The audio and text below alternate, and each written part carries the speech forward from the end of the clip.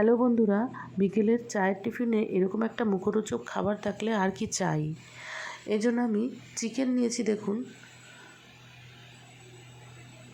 Boneless chicken ছোট ছোট করে টুকরো করে কেটে নিয়েছি।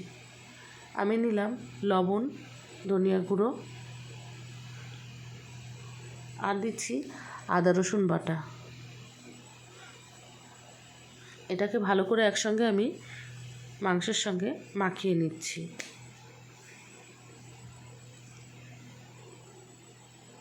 এবার এটা মাখা হয়ে গেছে। এখন আমি দেবো এর মধ্যে টমেটো আর পেঁয়াজ বাটা। এটাও আমি একসঙ্গে ভালো করে এক এক করে মাখিয়ে নিচ্ছি। এবার আমি দিচ্ছি কাঁচা লঙ্কা বাটা আর গোলমরিচ গুঁড়ো হাফ চামচ মতো। দুটো একসঙ্গে মিশিয়ে ঝালটা মিডিয়াম হবে, খুব বেশি ঝাল হবে না, এই জন্য আমি দুটো একসঙ্গে অ্যাডজাস্ট করে দিলাম। এখন আমি দেবো এর মধ্যে হলুদ গুঁড়ো আর একটু রিফাইন অয়েল। এটাও ভালো করে আমি আবার মিশিয়ে নিচ্ছি। ভালো করে আমি মেখে নিয়ে এখন এর মধ্যে দিয়ে দেব একটা ডিম ফাটিয়ে। এই ডিমটা দিলে অনেকটা সফট হয়।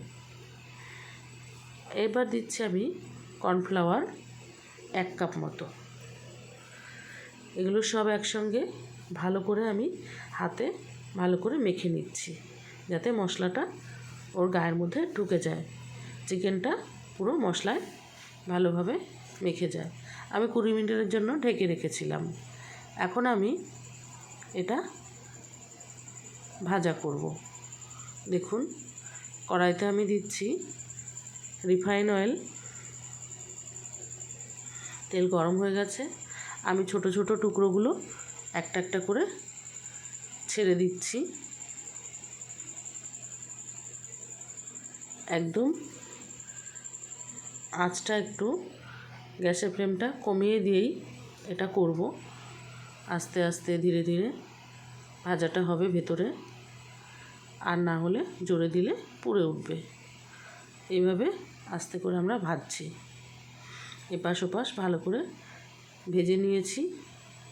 দেখুন, ভাজা আমাদের সুন্দর হয়ে গেছে। এখন আমরা আস্তে আস্তে আমি তুলে নিচ্ছি সব।